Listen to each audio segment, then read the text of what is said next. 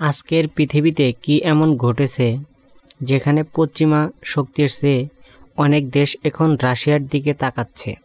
কেন তারা পুতিনকে তাদের নেতা হিসেবে মেনে নিচ্ছে? এই প্রশ্নের উত্তর জানার জন্য চলুন একটু গভীরভাবে চিন্তা করি।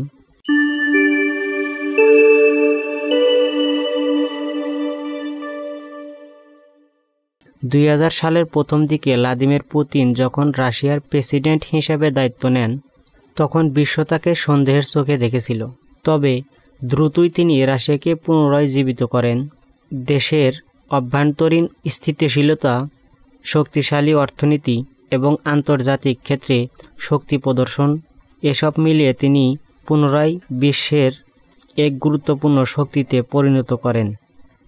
পশ্চিমা বিশ্ব যখন বিভিন্ন সংকটে ডুবেছিল, যেমন বিশ্বযুদ্ধ, অর্থনৈতিক মন্দা, ইরাক যুদ্ধ, আফগানিস্তানে দীর্ঘস্থায়ী সংঘর্ষ, তখন পুতিন এক নতুন রোডম্যাপ তৈরি করেছিলেন। রাশিয়া আর একটা যুদ্ধের জন্য প্রস্তুত ছিল, কিন্তু তাদের শক্তি ছিল আলাদা। অন্যদিকে পশ্চিমা দেশগুলো, বিশেষ করে ইউরোপ এবং আমেরিকা, ক্রমাগত নানা সংকটে জর্জরিত হয়ে পড়েছে। 2008 সালের অর্থনৈতিক মন্দা, দীর্ঘস্থায়ী যুদ্ধ, অভ্যন্তরীণ রাজনৈতিক অস্থিরতা, এসব কিছুই পশ্চিমা শক্তির প্রভাব কমিয়ে দিয়েছে। পশ্চিমের জনগণ এখন সরকারের প্রতি আস্থা হারাচ্ছে।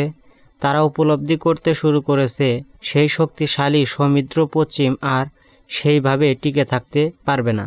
পশ্চিমের নেতা এবং প্রতিষ্ঠানগুলো যে মানবাধিকারের কথা বলে, যখন সেই একই মানবাধিকারগুলোর উপর চাপ সৃষ্টি করতে থাকে, তখনই এক নতুন দৃষ্টিভঙ্গি জন্ম নেয়।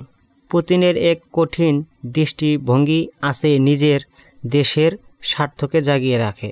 বিশেষ করে রাশিয়া যে শক্তি হিসেবে বিশ্বের আবির্ভূত হয়েছে, তা অনেক দেশের কাছে আকর্ষণীয় হয়ে উঠেছে। রাশিয়া তাদের জাতীয় স্বার্থ, জাতীয় ঐক্য ও শক্তির প্রদর্শনী করেছে, যা অনেক দেশকেই অবাক করে ফেলেছে। পুতিনকে অনেক উন্নয়নশীল দেশ এবং শক্তিশালী এক বন্ধু হিসেবে দেখেছে। তাদের জন্য পুতিনের রাশিয়া পশ্চিমা চাপের বাইরে এক নয়া বিকল্প হয়ে দাঁড়িয়েছে, যেখানে ইকোনমিক সাহায্য, শক্তি এবং রাজনৈতিক স্বাধীনতার প্রতিশ্রুতি দেওয়া হয়েছে।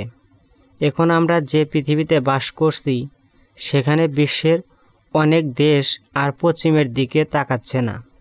তারা রাশিয়ার দিকে ঝুঁকে পড়েছে, কারণ পুতিনের রাশিয়া তাদের নিজের জাতীয় স্বার্থের কথা ভাবছে এবং অধিকৃত দেশগুলোর মধ্যে সহযোগিতা তৈরি করছে।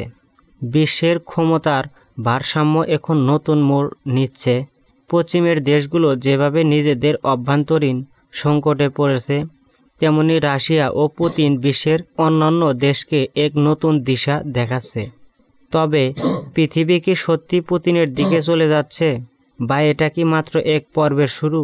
আমাদের ভবিষ্যতের দিকে তাকাতে হলে পুতিনের বিশ্ব দৃষ্টি এবং পশ্চিমের অস্থিরতা আরও গভীরভাবে বুঝতে হবে। আপনি কি চান এই পরিবর্তন এবং বিশ্ব রাজনীতির আরও বিস্তারিত বিশ্লেষণ জানতে? তাহলে অবশ্যই দেখুন আমাদের পরবর্তী ভিডিও, অ্যাডলফ হিটলারের জীবনী। কিভাবে এই এক ব্যক্তি পৃথিবীকে পাল্টে দিয়েছিল, কেন তার নাম ইতিহাসের অন্যতম বিতর্কিত চরিত্র হিসাবে চিহ্নিত করা হয়। দেখার জন্য আমন্ত্রণ জানানো হলো।